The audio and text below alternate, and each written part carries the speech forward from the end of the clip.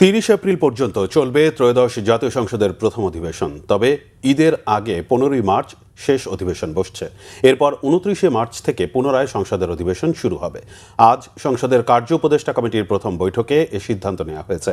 এছাড়া সংবিধান সংশোধন বিষয়ে চলতি অধিবেশনেই আলোচনা হবে বলে জানিয়েছেন স্বরাষ্ট্রমন্ত্রী সালাউদ্দিন আহমেদ। নাবিল জাহাঙ্গীরের রিপোর্ট।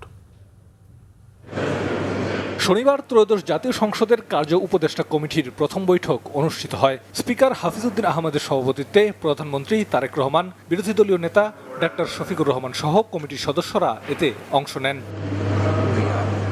কমিটির সিদ্ধান্ত অনুযায়ী ঈদের আগে রবিবার শেষ বৈঠক, এরপর ২৯শে মার্চ শুরু হয়ে প্রথম অধিবেশন শেষ হবে ৩০শে এপ্রিল। এপ্রিলের ৩০ তারিখ পর্যন্ত চলবে, এটাই সিদ্ধান্ত হয়েছে। এটা তো এটার উপর যে ইয়েগুলো হয়েছে এগুলো আলোচনা ১৩৩টি যে ১৩৩টি অধ্যাদেশ এগুলো বিষয় আছে। তারপরে আর সংসদের নর্মাল বিজনেস ট্রানজাকশন যেটা এগুলো সম্পাদিত হবে। বৈঠক শেষে সাংবাদিকদের সাথে কথা বলেন আইনমন্ত্রী মোহাম্মদ আসাদুজ্জামান ও বিরোধী দলের চিফ হুইপ নাহিদ ইসলাম। বলেন, সংবিধান সংস্কার পরিষদ নিয়ে আলোচনা হবে সংসদে। সংসদ অধিবেশনের পাশাপাশি সংবিধান সংস্কার পরিষদের অধিবেশনও ডাকার কথা ছিল।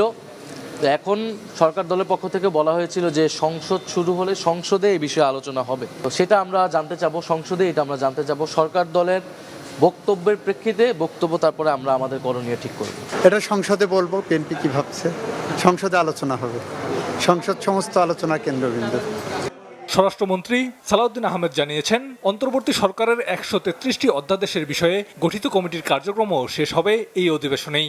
উদ্দেশ্য হলো যে সংসদে বিভিন্ন মন্ত্রণালয় সম্পর্কিত স্থায়ী কমিটিগুলো গঠিত হওয়ার আগ পর্যন্ত ট্রেডিশন অনুসারে এই বিশেষ কমিটি গঠিত হয়। তো অধ্যাদেশগুলো, বিলগুলো যেগুলোই আসবে এগুলো বিশেষ কমিটিতেই পাঠানো হবে। সেখানে যাচাই বাছাই হয়ে তারপরে রিপোর্ট আকারে সংসদে উত্থাপিত হবে। এই অধিবেশনে অবশ্যই সম্ভব, এগুলো বিশেষ কমিটিতে যাবে। এটা কালকেই প্রস্তাব উত্থাপিত হবে, ল মিনিস্টার উত্থাপন করবেন। চলতি অধিবেশনে প্রধানমন্ত্রীর জন্য ৮টি এবং অন্যান্য মন্ত্রীর জন্য ৪৬০টি সহ ৪৬৮টি প্রশ্ন পাওয়া গেছে। এছাড়া রাষ্ট্রপতির ভাষণের ওপর আলোচনার জন্য মোট ৫০ ঘণ্টা সময় বরাদ্দ রাখা হয়েছে। নাবিল জাহাঙ্গীর, বাংলা ভিশন, ঢাকা।